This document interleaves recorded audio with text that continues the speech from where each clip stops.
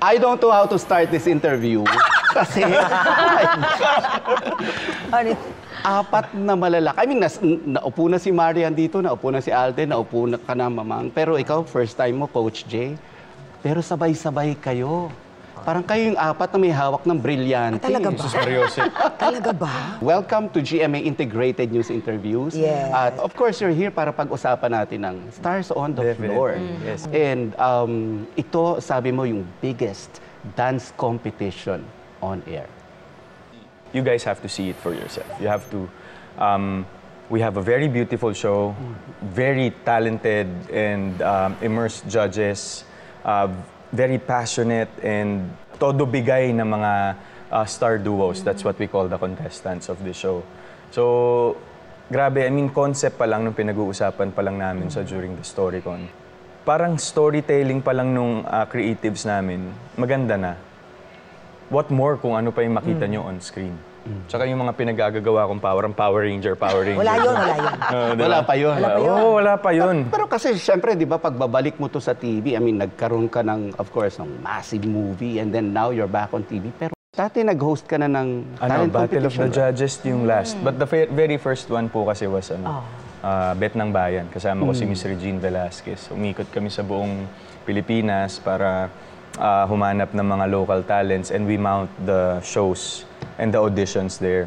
So, and then nag-ano pa pala ako, center stage. Mga bata naman to na kumakanta. And of course, meron din mga hindi na ganun kabata. And then my last hosting job was Battle of the Judges, which is a very beautiful show din. And ang maganda lang kasi, that's why I'm very grateful to GMA, is every time they give me a project when it comes to hosting, nagle-level up siya. Ito kasi, yung project yung nag-encourage sa akin to do more. Kaya hence, Stars on the Floor. Yes! I'll go to Marian. We missed you on TV. Napakaganda niyan, Sus Mariosep, lagi, araw-araw. And nagbabalik ka ngayon as a judge. Yes. Actually, first time ko talaga. And then, nung pinaresent sa akin to ng GMA, na-excite ako kasi something new for me. Pero sabi ko din sa sarili ko, para ang hirap kung magja-judge ka ng mga mahuhusay. And true enough, tama nga yung hinala ko. Kasi nung first pa lang namin na episode, sabi ko, ang hirap ng ginagawa namin. At na-amaze ako kasi lahat talaga sila, each and every one, nagsashine talaga sa ginagawa nila. At siguro yun yung pinakamagandang showcase ng show eh. Yung bawat isa bibigyan ng momentum para makita ng mundo kung gaano sila kagaling. Makikita ba namin kayo na magkakatrabaho ulit? I mean, this one kasi, magkaiba kayo eh. Nasa judges, Ayun ang panoorin nila. Hindi porkit siya yung nag-host at nagja-judge ako. Wala kaming combination together. Malala yun. Pagod si Alden. Iba to. Ako, parang yun din yung beauty ng show eh. Si Yan kasi, kumbaga, parang kahit ako yung host, basically, and personally, naka-anchor ako kay Yan dito eh. And parang the way Yan treats everyone on set, the contestants, on and off cam. Ang nakakatawa kasi kay Yan, sobrang hindi nagbago yung, wala pa man din nangyayari, andyan na, may regalo ka na agad, may pagkain ka na agad. As in, alam mo yung, ano ba, dahil siguro ngayon na mami na si Yan, parang naita-translate niya yung pag-aalaga niya sa mga anak niya sa amin. Magugulat ka na lang, kakatok yan sa dressing room, kumain ka na. Yung ganun lang yung, hindi yung iba na nagdadala ng pagkain. Alden, for you daw. Kumain ka na dyan. Pag may gusto ka pa, pumasok ka lang doon. Ganyan hindi, siya doon. Kasi ang sarap magtrabaho na lahat sila, parang ang gaan katrabaho. So, ang sarap magtrabaho na look forward ko palagi. Sabi ko nga kay Dong, bakit ganun? Pag uuwi ako ng bahay, hindi ako nakakatulog. Parang ang taas ng energy. Kasi tawa siya ng tawa sa akin. Sabi niya, ano ba pinagagawa mo doon? Nagsasayaw kami doon. Sabi ko ganun. So doon pa lang, yung energy pa lang, hanggang pag-uwi ko, sobrang happy ako. At masasabi ko talaga, isa ito sa pinaka-worth it na ginawa ko for GMA. Wow. Nasabi ko buong buhay pa sa salamatan ko kasi priceless talaga itong mga kasama ko dito. Walang bola, pero super palagi ko nililook forward na makita talaga sila. Yes, and hindi lang yun, pati yung mga magpe-perform kasi grabing dedication ng bawat isa sa pagsasayaw. It's an emotional ride, Mr. Nelson. And you have to see about experience it that by yourself. Mamang! Mang! Ano? I mean, si Mamang ay respetadong actress. Huwag naman ganyan. Comedian, mapadrama, pero one of the pillars. Isang dance competition, Mang. Yun na nga. Paano? Yun na nga. I mean, nagugulat ako sa mga nagugulat ako sa inyo. Parang hindi ko ina-expect. Mas magugulat ka sa mga revelasyon ng ating mga stars on the floor. Ako naman kasi bilang dati naman akong kontesera din nung hindi pa ako nag-aartista kasi kumukontest din ako. So alam ko yung kaba, alam ko yung tensyon ng isang kontesera, ng isang contest, di ba? So parang maiihi ka na sa salawal mo. So I'm here, wow. Para pag-aangin natin yung medyo, shake it up, come on. Kasi makikita mo talaga sa kanila sa mga mukha. Paano kayo nagwa-warm up? Kasi, di ba, Ito na yun. Tapos nagtataka pa siya, bakit ang taas ng energy niya hanggang pag-uwi ng bahay? Ang kukulit, be! Ang kukulit. Pero ang saya-saya sa set talaga. Yung energy, parang ayaw maubos pa. Tama si Yan. Hindi naubos. Hindi talaga. Dati si Coach Jay tahimik, di nagsasalita. Ay, magkakasala ka! Kunyari lang ngayon yan. Pero Kunyari isa lang na siya yan. din sa makulit Ay, ngayon. Coach Sobra. Jay, how does it feel to be part of the mix? Yeah, parang para sa akin din, nung napasali ako, napaka-question din ako eh.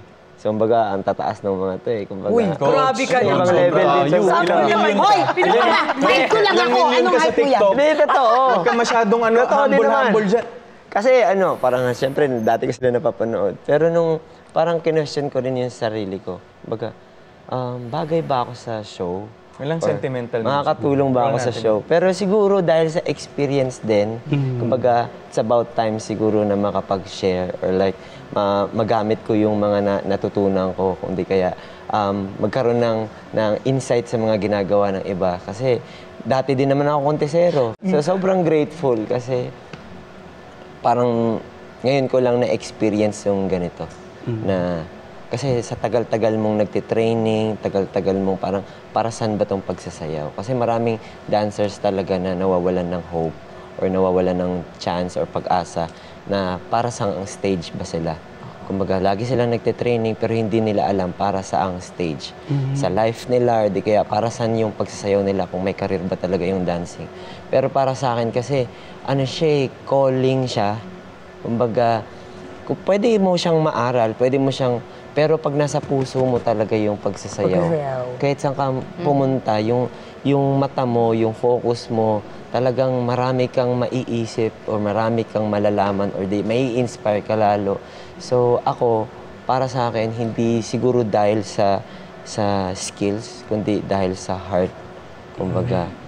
Kasi yun yung power, kumbaga, para sa akin, para matouch mo yung tao while dancing. Hindi, mapapanood mo sa TikTok, mapapanood mo, hindi naman talaga yung steps eh.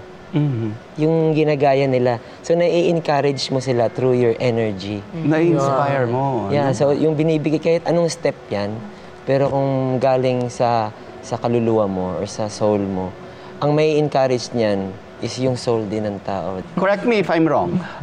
Stars ito, I mean, celebrities, plus social media stars Yes. na magti-team up. Yes. What's that term? Kolabanan. Kolabanan. Yes. Hindi ba kayo nahihirapan? Kasi O sila, okay ako. somehow, ito mga nakatrabaho nyo, kaibigan nyo for sure, yung marami sa mga kasali na yan. So, pero you're judging them. So, paano yan? Short judger sila. To be honest, kanina sabi ko, sobrang hirap. Kasi nakikita mo talagang nag-i-effort ang bawat isa. Hindi yung makasayaw lang. Ito talaga buong kaluluwa nila. Sabi nga, Buwis-buhay. Buwis-buhay talaga. Ginagawa talaga nila na talagang gusto nila perfectly done. Ganon sila ka-metikuloso sa bawat sasayawin, sa bawat step, sa bawat pagtungtong nila sa entablado, makikita mo talaga yung presence sila na, ready sila.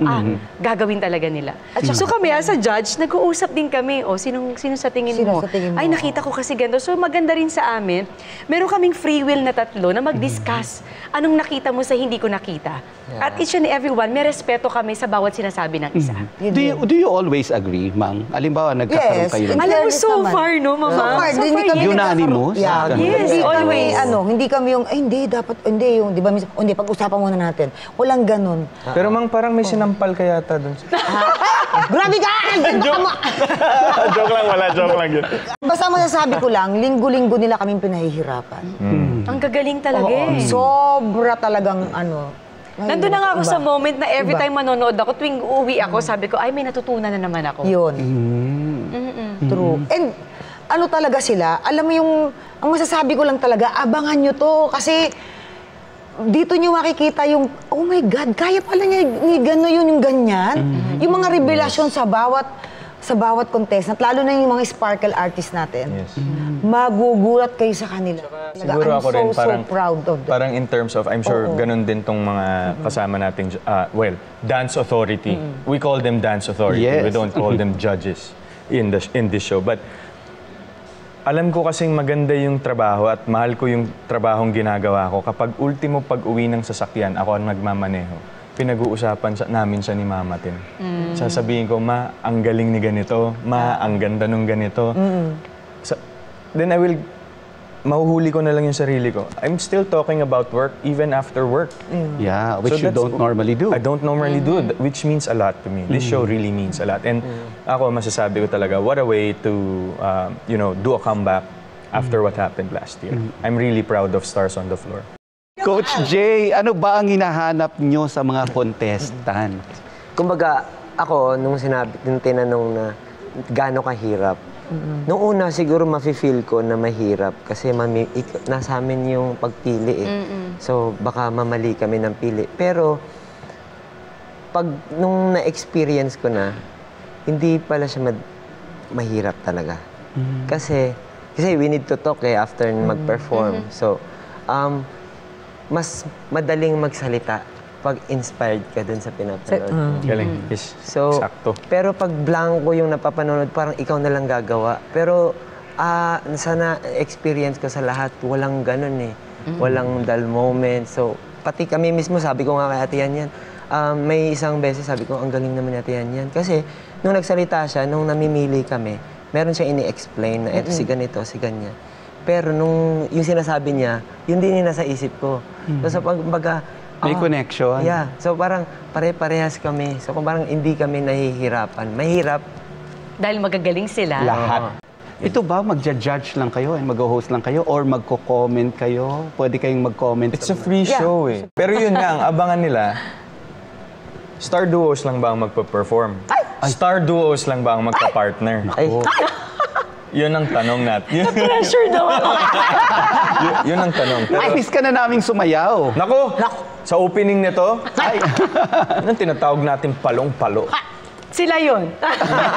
Palang-palo, tutok, putok. Yan, hindi mo ba namin, I mean, of course, nagsasayaw ka sa TikTok, pero sobrang ikli lang Well, yun. ano ko naman, hindi mawawala sa daloy ng dugo ko ang pagsasayaw dahil number one love ko yan talaga, ang dancing. Sa tingin mo, kung di ka naging artista, naging dancer ka? Hindi, teacher. Teacher. Mas teacher? Teacher talaga. Totoo. Pero hindi mawawala yung dancing kasi sa pamilya ni Papa and sa family ni Mama, lahat kami mahilig sumayaw. Ah. And yung asawa ko din, magaling sumayaw. Of course, di ba? I mean, dating... Abstract dancer. Dancers.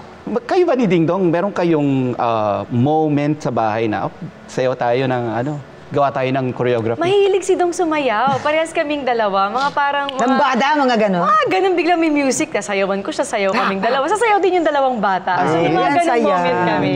Si Sia, I mean, nahihilig sa sa pagsasayaw, sa pagkanta ngayon. Yun ang tinatawag na kota yung anak ko. Lahat Oo. ginagawa niya, kumakanta, sumasayaw, At grabe kumanta, nagpipiano. no? Lahat talaga ginagawa ng anak kong yun. Pero how do you feel na na-explore niya ngayon yung mga talents na to that probably Ding Dong and you never really thought of? Kami kasi mag-asawa, nilalatag namin lahat ng mga posible nilang gustong gawin. Mismo sila tinatanong namin, anong gusto niyo explore? Anong gusto niyo matutunan? Saan niyo pa gustong mag-excel? Something ganon. So bibigyan nila kami kung anong gusto nila. Ngayon hanggang kaya namin na ibigay yun sa kanila. I-expose namin sila doon. And then sila na makakapagsabi na, I want to sing pala, I want to dance, I want to do this. So lahat ng mga options pwede namin ibigay, gagawin namin yun. And I'm sure, I mean, grabe. How does it feel to be a stage mom? Pag nandun na yung... Minsan naman parang feeling ko na yan yung anak ko sa akin. Uy! Ang ingay ko kasi yesterday, nag-recital siya for piano and singing. Oo. So nanood ako sa kanya and every time nanonood ako sa kanya, alam talaga ni Dong na nangingilid talaga yung luha ko kasi sobrang proud talaga ako sa mga anak ko, sa lahat ng ginagawa nila. And congratulations. Congratulations For being a great mom. Wow, thank you. Si Coach Jay, tatanungin ko, ikaw nagaling ka, since we're starting to talk about personal stuff, yung struggles mo ba, from being a dancer hanggang sa marating mo itong status na to na syempre ikaw ang choreographer ng SB19 and you're as famous as yung mga kino-choreograph mo. Mahirap ba yung naging journey mo? Walang madali. Parang kung meron ka talagang gustong gawin or meron kang gustong abutin, hindi talaga siya madali. So, kailangan mo talagang pagdaanan lahat ng hirap na yon. Kasi yung hirap kasi, yung trials kasi, yun yung nagbibigay kasi ng ng wisdom eh. Kumbaga, yun yung nagiging apoy mo para pag napasayo na. Kasi ang hirap pag yung may goal ka, tapos nakuha mo agad. Tapos, pag nasa iyo na, parang wala kang heart dun eh. Kumbaga, wala yung pagmamahal. Pag nawala sa'yo, okay lang sa'yo. Kasi madali lang siyang kunin. Pero pag mahirap siyang kunin, tapos nakuha mo siya, talagang iingatan mo siya. Like, ako, nagpapasalamat ako na marami akong pinagdaanan talaga. Kasi dahil sa mga pinagdaanan ko, ganun ko siya kamahal ngayon kung ano yung narating ko. So, ang hirap din. Yan lang. Naiyak na si mama mo. Ma'am. Kumbaga, sa madaling salita, pinagtrabahuhan mo siya. Yes. Tsaka laging perfect talaga yung timing ni God. Yeah, tama. Always. Sample ka doon. I mean, ako din naman, di ba? Lahat ng mga naman pinagdadaanan talaga. Pero talagang pray and sikap lang talaga. At mahalin mo yung talentong nirigalo sa'yo. Yun. Pag iniisip mo ba yung mga dance moves na ginagawa mo, alam mong magba-viral ito? Pag naririnig mo yung song kasi, tas yun nga sinasabi ko lagi, sa mga kasama ko, na sa sobrang dilat ka, minsan nabubulag ka. Like, pag nakikinig ka kasi ng mga song, tas pag meron kang gagawin, pag pumikit ka, nakikita mo yung dapat gawin. Nabivisualize mo siya. Tapos pag nakadilat ka naman, distracted ka, yun pwede kang manggaya, pwedeng ma-pick up mo yung ginagawa ng iba. Pero pag pumikit ka, kumbaga, dun mo nakikita kung ano talaga yung strength na ibinibigay sa'yo or wisdom na binibigay sa'yo. Nakakatakot siyang i-apply kasi nga, baka hindi tanggapin ng tao. Ganoon naman lagi eh. Pero kung magiging consistent ka lang, kung ano yung best mo, huwag mo na isipin yung ibang tao, talagang may impact talaga siya eh. Kahit simple lang siya, kahit pinaka-simple, pero pinaka-effective. Kasi minsan... Napakalalim ni Coach. Di ba, malalim siyang tao eh. Kasi yung Poetic. Oo, yung kwento ng kanta, hindi lang niya sinasayaw. Isinasalamin niya sa kanyang karanasan. Di ba? Ay, naku. Mang! Mang, ikaw naman. O ba, inaano kita? Hindi, ito nga. Bakit parang kasalanan ko? Diyos, uy. Bea? Oh. Pero hindi, kasi yung naging usapan natin noong 2025, sabi mo, in 2026, I will reclaim everything that's mine. Wow! Sinabi ko yun? Hindi ganun ka-English. Oo. Basta hindi, pero sinabi mo na, yun. Sa 2026, magkita-kita tayo, parang ganyan.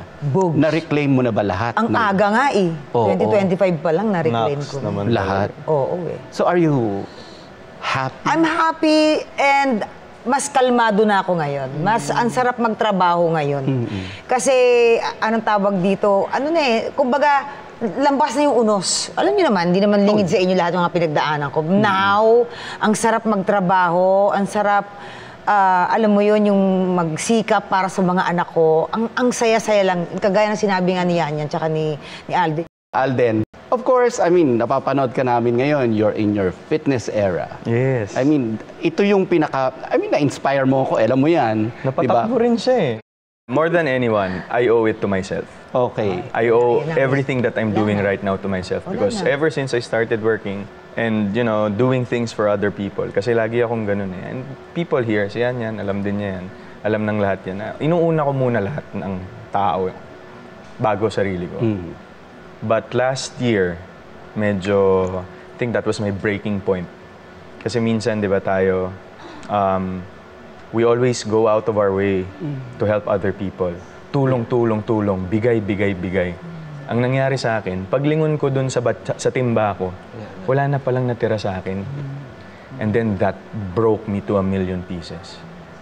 Na parang I've done so much for other people. I've done so much for taking care of their needs and what have you. But wala na palang natira. So right now, nung then my grandfather passed away, I think that was my reckoning. Wake-up call ko yun to myself, na parang, yun yung isa sa magandang sinabi sa akin ni Tito Boy noon, na kapag meron kang pinagdadaanan sa buhay mo, daanan mo lang, ramdamin mo siya, physically, emotionally, mentally, pero wag mong tambayan.